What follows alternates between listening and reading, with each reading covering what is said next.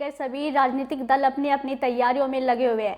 सभी सीटों पर प्रचार भी जोरों शोरों से है। ऐसी कड़ी में समाजवादी पार्टी की कैराना लोकसभा सांसद इकरासन सीसामऊ प्रत्याशी नसीम सोलंकी के प्रचार के लिए कानपुर पहुंची थी, जहां उन्होंने एक जनसभा को संबोधित करते हुए जनता से प्रत्याशी नसीम सोलंकी के समर्थन में वोट की अपील करते हुए क्या कुछ कहा, सुनिए।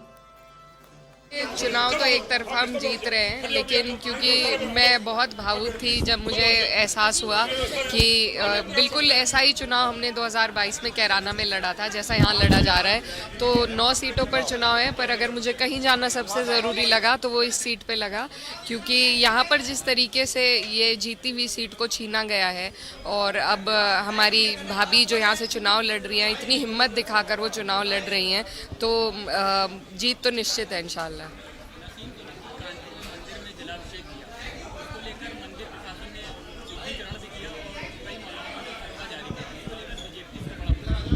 देखिए, बीजेपी तो बेकार की चीज़ों को मुद्दा बनाती है। इन्होंने एक भाईचारे की मिसाल कायम करी है और अगर हम एक दूसरे का सम्मान नहीं करेंगे, ये जो नफ़रत है, ये जो फैलाई जा रही है, तो वो कम नहीं होगी। तो भाभी ने जो है एक जनप्रतिनिधि होने के नाते उन्होंने जो उनका फ़र्ज़ था वो किया, सम्मान किया, किसी का अपमान नहीं किया। अगर अपमान किया जाता किसी का तो बात थी, लेकिन क्योंकि सम्मान ही किया है तो मुझे नहीं लगता कोई बात है इसमें।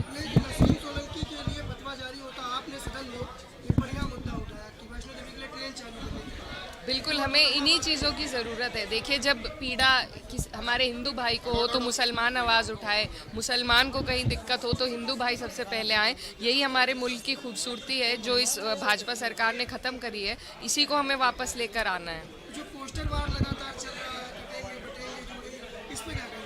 देखिए, ये विभाजन करने की राजनीति भाजपा करती है, क्योंकि इन्हें काम करना नहीं है। ये इनके पास एक फॉर्मूला है कि ये आएंगे, बंटवारे की बात करेंगे और फिर वोट ले जाएंगे धर्म और जाति के आधार पर। लेकिन हमें नहीं लगता कि इस बार हमारे जो लोग हैं, जिस तरीके से उन्होंने लोकसभा में बेहतरीन साथ हमारी पार्टी का दिया, उसी तरीके से उपचुनाव की 9 की 9 सीटें समाजवादी जीतने जा रही है।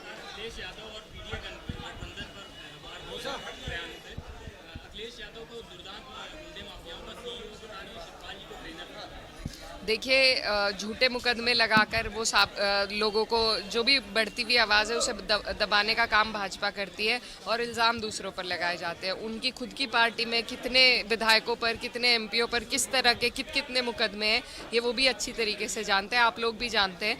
तो ये बेबुनियाद बातें हैं और हमारे सभी लोग इंसाफ की लड़ाई लड़ते हुए ही, चाहे आज़म खान साहब हो, चाहे इरफान भाई हो, मेरे भाई हो, ये लोग सब अपनी जनता की हक की लड़ाई में ही अंदर भेजे गए हैं। तो ये धरातल पर जो सच्चाई है वो लोगों को मालूम है, इनके कहने से कुछ नहीं होगा। इरफान सोलंकी को तो हिंदू वोट भी मिला है। क्या लगता है कि इस बार योगी जी के नारे के बाद परिवर्तन होगा? नहीं, बिल्कुल नहीं होगा। देखिए, हमारी भाभी जिस तरीके से चुनाव प्रचार को लेकर चल रही हैं, बहुत खूबसूरती के साथ सबको संजोकर लेकर चल रही हैं, भाईचारा बना रही हैं और एक ऐसी मिसाल इन्होंने कायम करी है अपने व्यवहार से भाईचारे की। तो मुझे लगता है इस बार और बढ़ेगा हिंदू मुस्लिम दोनों ही वोट।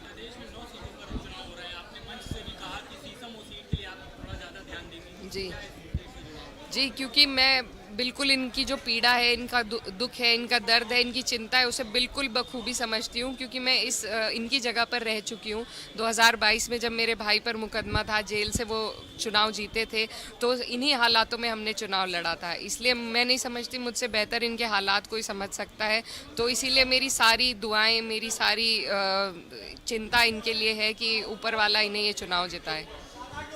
देखिए, चुनाव तो एक तरफा हम जीत रहे हैं, लेकिन क्योंकि मैं बहुत भावुक थी जब मुझे एहसास हुआ कि बिल्कुल ऐसा ही चुनाव हमने 2022 में कैराना में लड़ा था जैसा यहाँ लड़ा जा रहा है। तो 9 सीटों पर चुनाव है, पर अगर मुझे कहीं जाना सबसे ज़रूरी लगा तो वो इस सीट पे लगा, क्योंकि यहाँ पर जिस तरीके से ये जीती हुई सीट को छीना गया है और अब हमारी भाभी जो यहाँ से चुनाव लड़ रही हैं, इतनी हिम्मत दिखाकर वो चुनाव लड़ रही हैं, तो जीत तो निश्चित है इंशाल्लाह।